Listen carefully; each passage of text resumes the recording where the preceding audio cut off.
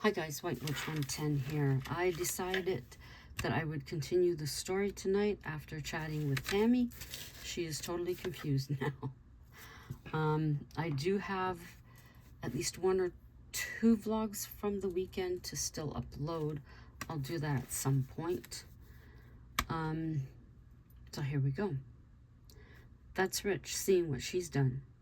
She doesn't see it that way. She believes I'm hers and Abby is the wicked one. Scott smiled. No, Sally started all of this. I really don't think she'll change. She enjoys the game too much. That is why, my man, she's going after you. It's all to hurt Abby. Sally will have angles and help to see her evil plans come through. I believe she recently sent a young woman after Brent for information. Jeannie? Jace was concerned. Not her, the one before her. Jace felt relief. I'm glad we had this conversation. Abigail means the world to me. So how did all this happen? Scott was interested in their story. Basically, I was contacted by Joe. I was up here on vacation. I said, sure, it's for charity. I had no idea who she was. I just thought she was damn talented and good looking. Well, put together. She is a looker, I admit, Scott smiled. When I seen her in the green room alone, that was my chance. We didn't spend too much time together. There was an instant attraction, though. Then Joe mentioned the duet. I was more than happy. I felt like a teenager again. You know, getting to be with that girl you like. I drove her home that night. Did I want something to happen? Of course. But I knew it wouldn't.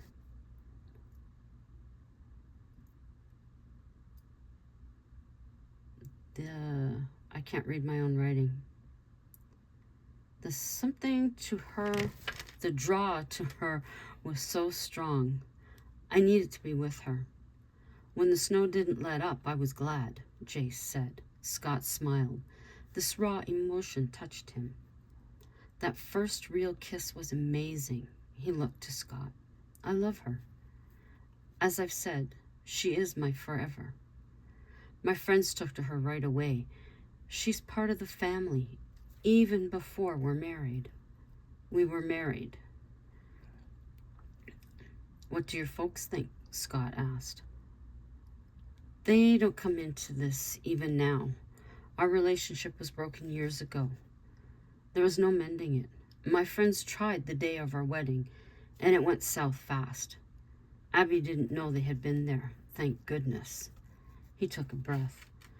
I realize we won't have children. That seems to bother people, but it's our life, and that has never mattered. We're driven in other directions. I'm fine with this. It may sound selfish, but I don't want to share her. Did I wish we could have in the beginning, when we met? Yeah. After getting close to her, no. She'd be a great mom, but she's at peace with the fact that it can't happen, and so am I. Damn. Abigail is fortunate to have met you. They sat there, holding their visions of Abigail in their hearts. The silence bothered neither. They leaned back in the new comfy seats. Abigail made her way inside the theater. Seeing the two in a row ahead, she walked towards them. Wake up, sleepyheads. She laughed at them. How long have you been here? She asked. Jace checked his watch. Over an hour. We've been having a good chat. Clearing the air, Scott added. Oh, so I suppose it was positive? Jace patted the seat beside him. Better than what we both thought, I'd say. What about you? He looked over to Scott. Very well. We understand each other better. I agree with Jace. Imagine that. Scott smiled. I'm sorry for what I've put you through recently. Thank you. We're all friends. Yes, Jace answered. Nothing to worry about here. Just my wife, who I'll attempt to control. Mind you, I think seeing us together might show her we've passed the jealousy.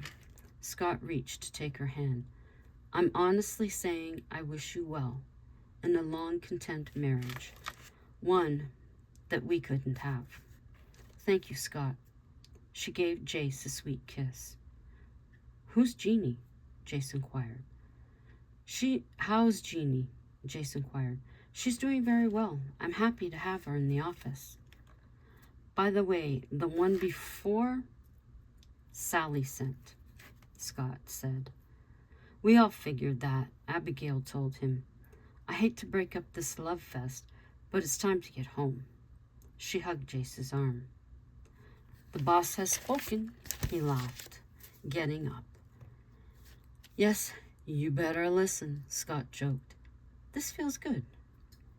He hugged Abby and shook Jace's hand. They were friends. The Hatfields made their way home, both feeling somewhat accomplished that afternoon. After dinner, Jace recounted the conversation.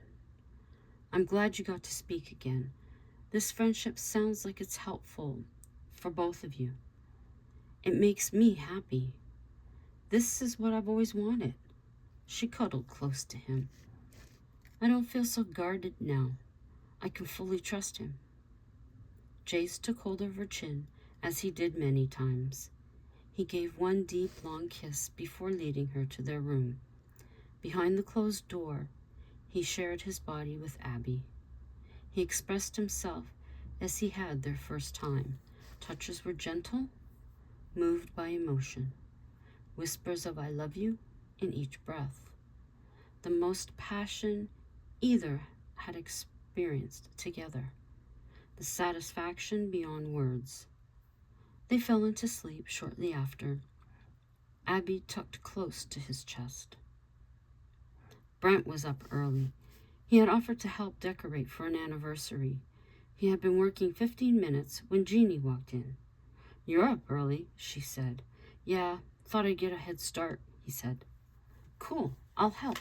She was very happy to. Mel could hear the laughter and walked away with a smile. Jace and Abby had a lazy day at home. Scott woke in the guest room, now his room. Sally was at the kitchen table. You were late last night. Yeah, he answered. Where were you? She questioned. At the mansion. Does Jace know this? Yes, he was there, he responded. Interesting. What were you doing? She always wanted to know. Talking about relationships. Can you not give me more of an answer? Do I have to pry it out of you? She was angry again. My past, his future. We understand each other. We're friends, and I'm very happy. A weight has been lifted. I only hope you can experience it at some point. Every word was a release of pressure. Why do you kid yourself? She inquired. I'm not, he insisted.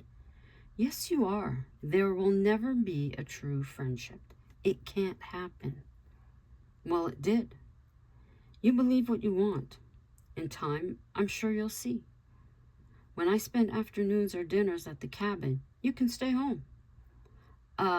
You will not leave me at home. You aren't coming with your attitude. You will not disturb the calm we enjoy. Enough is enough. You need to let things go. I told you many times, Abigail is after me. She is with the man she truly loves. When you can accept that, then I'll invite you to go with me.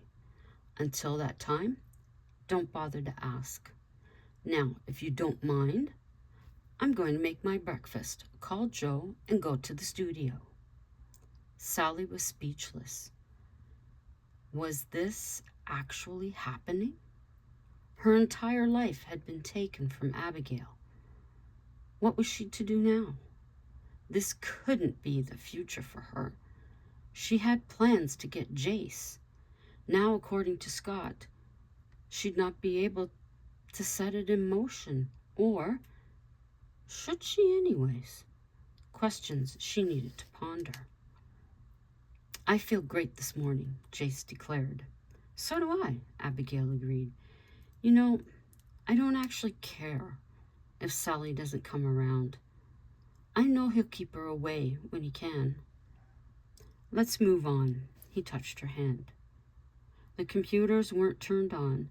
They spent quality time together. They made love when and where they wanted, under the pines on a warm blanket, in front of a blazing fireplace, in the comfort of their bed, under the warmth of soapy water. The enjoyment was magical. Brent invited Jeannie to dinner. A nearby restaurant was fairly priced. Thank you for inviting me. My pleasure. Order what you want. It's my treat. Are you sure? She asked. Yes. They enjoyed their food and talked while they waited for the dessert. How are you liking the new position? Brent asked her. I really am enjoying it. Getting the chance to prove I can do more than answer phones. This job is the meat of this place. It's what keeps it going. Yeah, I'm loving being a part of the theater. Jace gives me more responsibilities. I'd like to eventually take it over. That's when I'll have made it. The dessert came and the bill soon after. They leisurely walked back to the mansion. Well, I guess it's time to call it a night, she said as they reached her room. If you want to, I wouldn't mind spending more time with you. He waited her answer. I would like that too. She stepped forward, giving him a simple kiss. He responded. Do you want to come to my place? He asked. Yes, she replied. Arms around each other, they walked the hall to his place. Brent led her to his bedroom. She followed without hesitation. Jeannie wanted this as much as he did. There was no shyness between them. They undressed and slipped under the bed sheets. Neither was disappointed. Jeannie fell asleep by Brent's side. This, he thought, must be how Jace and Abby feel. Or at least he hoped it was. Scott heard the door open. Sally's figure entered the guest room. Sex isn't going to change me. That won't work, he informed her. Why do you have to be like that? Always a question. Because I know you. Maybe I just want to be with you. He laughed. That will never happen. Or maybe it will. I don't like being apart from you. Please. Scott pulled back the blanket for her to slide in beside him. He repeated, no sex. Sally slept by his side and didn't attempt to arouse him. Scott wondered what she was up to. At the mansion, Mel and Jan were having their own serious talk. Are we really considering this? Jan asked. Yes. Never thought I would. We've been at this for years. It's time someone took the mansion over, Mel answered. Do you think they'll do it? She wasn't sure. All I can do is ask. Abigail knows this place inside out. Jace knows most of the place, and he's been grooming Brent to take his position. Then let's go out to the cabin. No time like the present, Jan said. Mel knocked on Brent's door. Hey, Brent, can you take over this morning? Jan and I are going to the cabin. Sure, I'll be down in a few minutes. I'm going to let Jeannie know. Mel went to turn. She's here, Brent said quietly. I'll get downstairs now, Jeannie said, coming up behind Brent. No questions needed to be asked. Great. We'll be back sometime this afternoon. Jeannie made her way to reception to open up. Brent was down in 20 minutes. Feels good to be so trusted, he said. Yes, it does, she agreed. Mel knocked on the cabin door. Jace answered. What's up? Come in, he greeted. Where's Abby? Mel asked. Right here, she shouted from the kitchen. Boy, this place has changed. Jan made note. It looks great. Thank you, Abby said before giving their friends a hug. So, to what do we owe this visit? Have a seat, Mel began. This must be serious, Jace said. Jan and I have been talking. It's time we step back from the mansion. What? Abby was in disbelief. What brought this on? I never expected you to say that. Honestly, it's taken over a large part of our lives. We'd like time to ourselves and more than a vacation, Mel explained. So we came to ask if you would consider taking things over. We understand you've been through hell and back, but would you at least think about it? Jan asked. I think we'll consider it. Who's watching the place now, or did you stay closed? Abby asked. Brent and Jeannie, Mel told her, clearing his throat. Are you telling me something without telling me? Abigail was sure. Yep. Jace was lost. What? They had sex. She put it point blank. He answered his door, and she wasn't far behind, Mel told her. They do make a cute couple, you have to admit. You knew it was going to happen. I did. Now we're all coupled up, she laughed. I don't think you need to worry. They'll be fine, she added. I hope so, Mel said with a worried expression. Truly, Abby, we want to hand this business over. I know you've been a part of it because it belonged to your uncle. Nicole would be the only other, but she's busy in Toronto. Your other cousin was never interested. Jan spoke with Abigail off to the side. You know this one. You'd make sure it stayed afloat. I need to talk it over with Jace. The situation was understood. If she didn't take the business, it would be for sale. She couldn't let her uncle's hard work go to waste. Who knew what an outsider would do to the business? That night in bed, they talked things over. We were thinking of a business like the mansion. Everything is in place, Jace pointed out. We need to move back.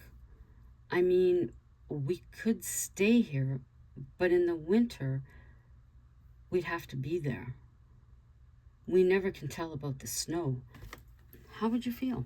Abby inquired.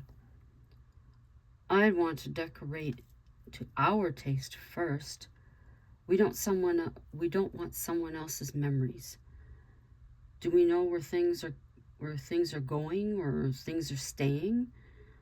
What will this mean for Brent and Jeannie? Questions to be answered.